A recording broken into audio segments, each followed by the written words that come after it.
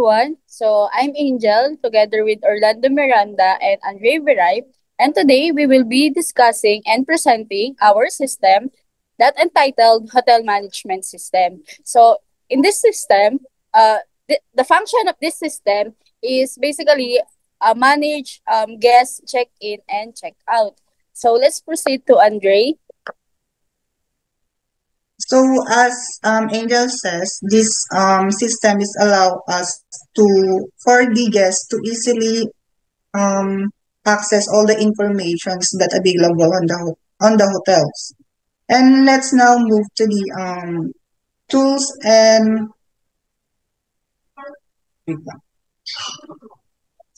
technologies that we have used in creating this system. So first, of course, we use the NetBeans, and then for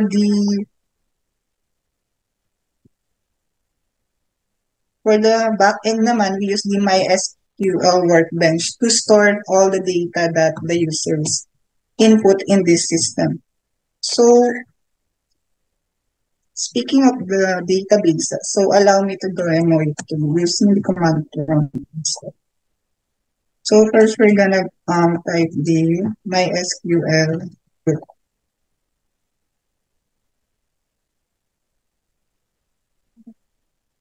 And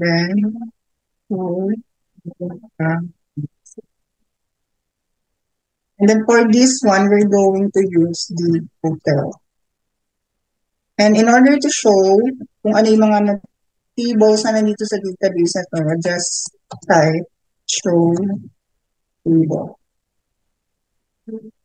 So first we are going to present here is the customer. So in order to show all the data that on customer table, just type select asterisk then from table name is customer.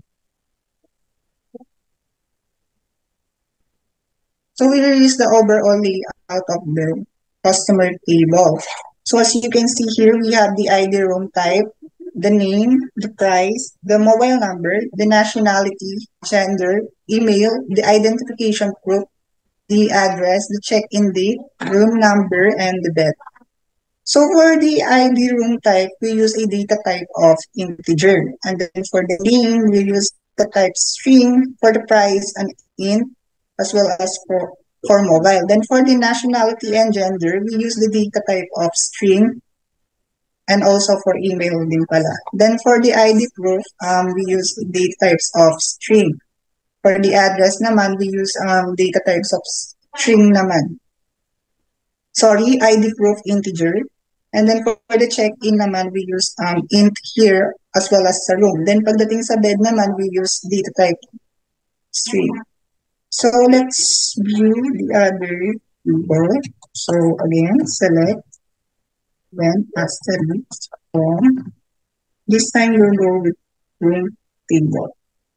So here is the overall layout of our room table. We can see here the room number, the room type, the bed, the price, and the status. So again, for the room number, we use a data type of integer. For the room type and the bed, we use the data type of string. For the price naman, we use data type int. And for the status, we use the data type of string as well. Finally, for the last table, again, we're just gonna repeat. Select users. So here it is. So the data that was stored in these tables are the name, email, password, address, and status of all the guests that who have signed in the system. For the name, we use string data types as well as email and password combination of integer and string.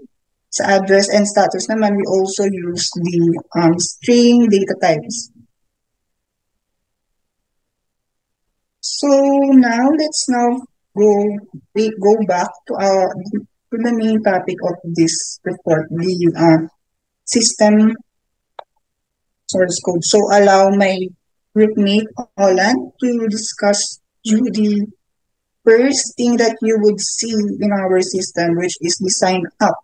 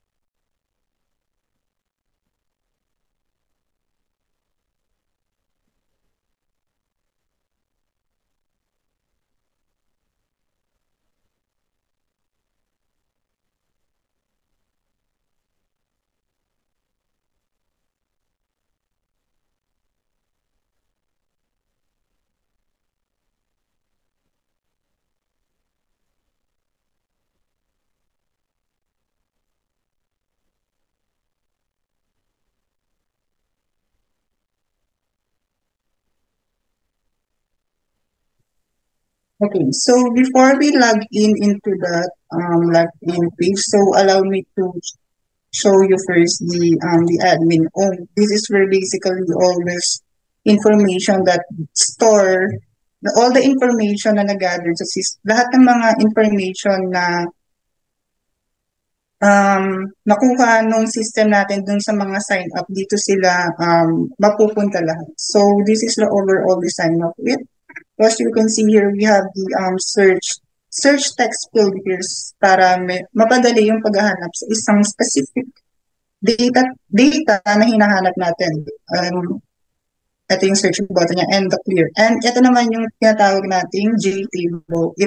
Ito yung ipepresent niya yung yung mga data na nakuha or nakastore sa ating system. So, first, we're going to So, dito sa search button naman, so kapag naglagay ka ng string name or email dyan, dun sa JText Field 1, i-get niya yan doon sa users natin where name or like wherein yung kaparehas nun, i-check niya doon sa database natin sa user.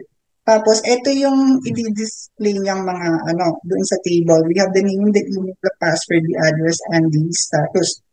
And then, i-close niya naman yon kapag, meron pa pala dito. If row count is equals to 1, mag-set visible siya sa false. So, ibig sabihin nito, kung hindi ka admin, hindi ka makakapag-login, hindi mo ma-access itong page na to. So, first, nag-login dito. So, ito yung kanina yung login. So, kailangan natin mag-sign in. And then the password.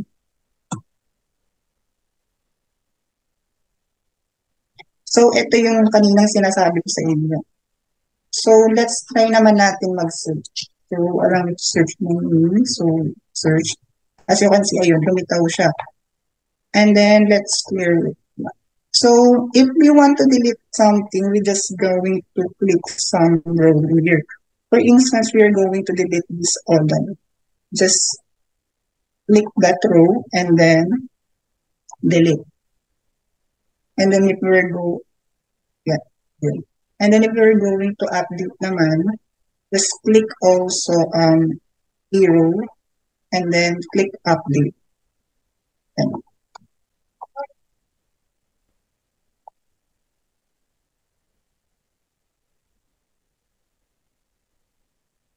so that's basically it. So let me push this one. Nalubat.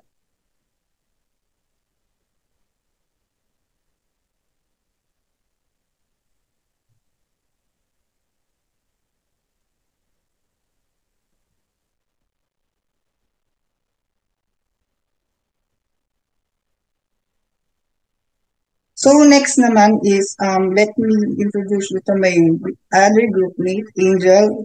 She will be discuss the home page and the check-in page.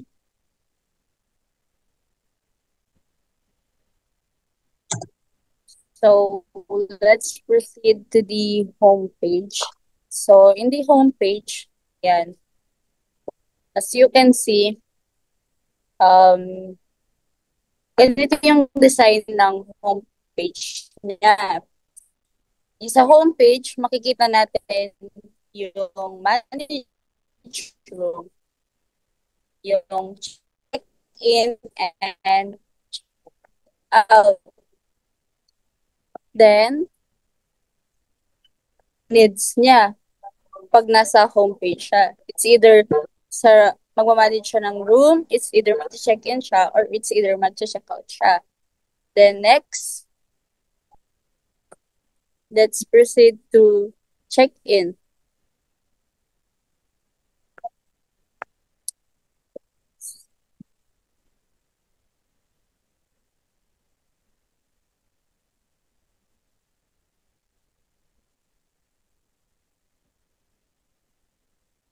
Ayan.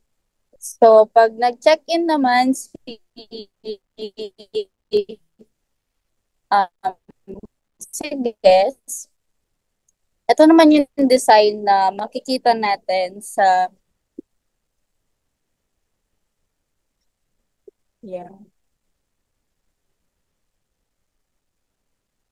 So basically, yung mga ginamit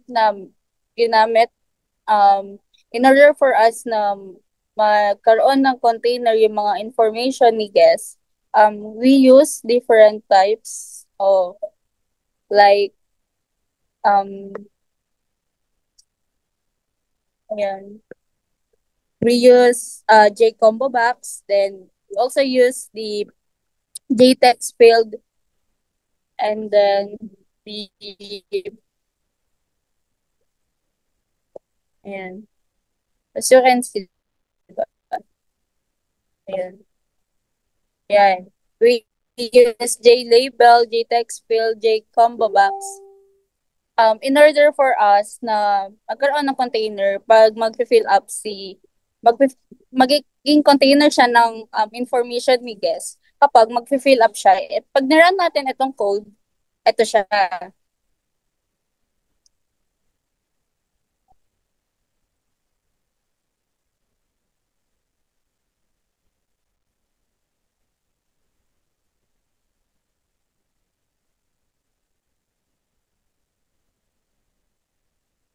Ayan, pag nirun natin yung code, ganyan yung natin. Implang tayo ng mga basic infos natin like name, mobile natin, nationality, yung email, gender, yung identification number, address, and yung date kung tayo and then size. Kung si guest, mag-avail siya mag-check-in siya, mag-avail siya ng single na bed. Tapos yung niya is lang. Yung room number dun sa gusto niya is 101. Lilitaw na agad yung price niya. Ayan.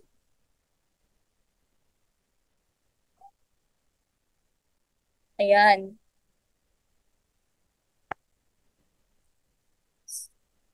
Then, si guest naman, ayan, i-click niya lang yung add room and successfully nakapag-check-in na siya.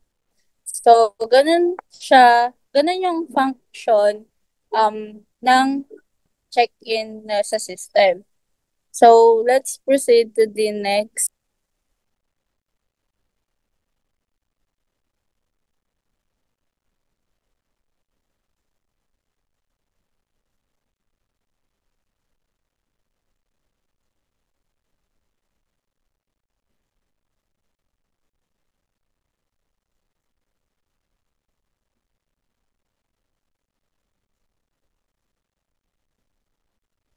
And here naman is the checkout and bills info page where you can see here we also has the search button. We use here a JText field, JLabel, JButton, and JTable for this overall UI design. And then for the source code naman, of course, we need to import all the necessary na kailangan natin import in order na mag-function yung ating system. Yes.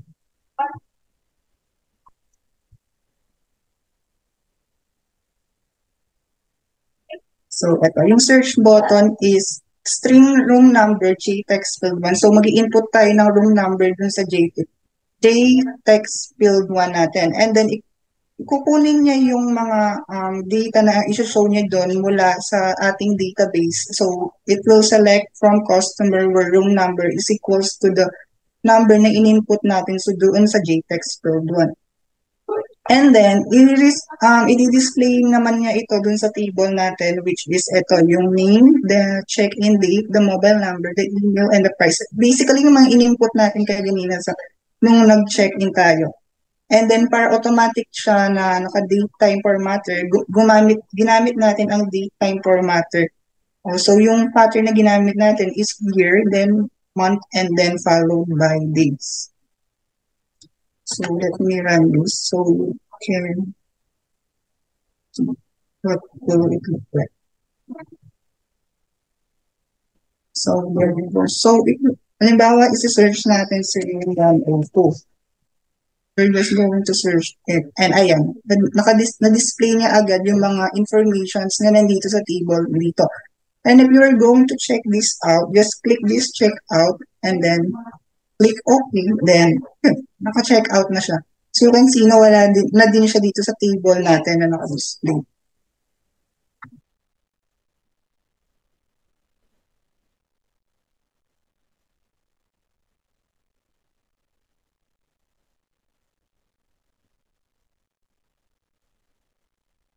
So now, kung paano namin kinalik ang Java NetBeans namin sa JDA.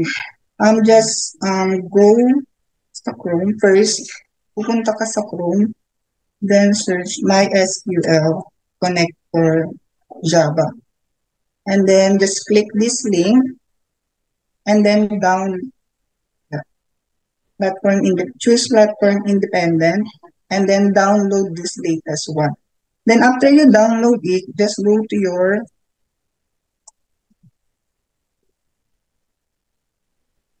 File Explorer.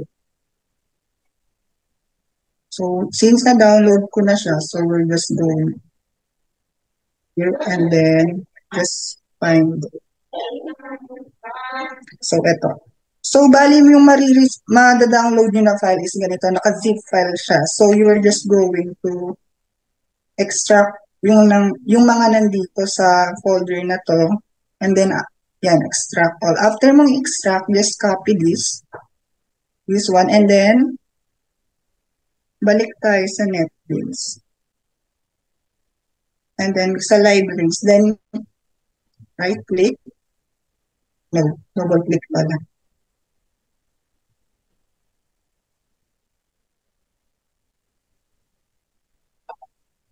Ayan. Add jar or folder, and then, ito. Hahanapin nyo lang siya dun sa File Explorer nyo. Which is, ito. Then, just click that MySQL connector, and then click open, then finish, and then yun na. Mako-connect na yung MySQL nyo sa Java NetBeans.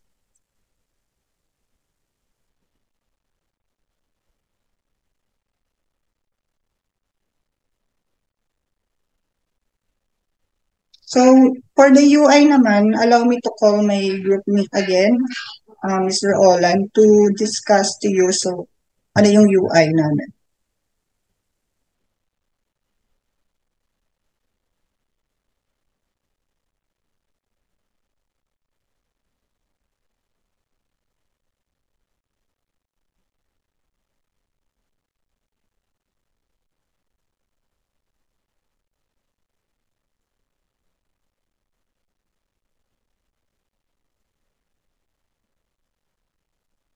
And now for the challenges that we have encountered, allow me to call my group once again, Ms. Angel, for you to start.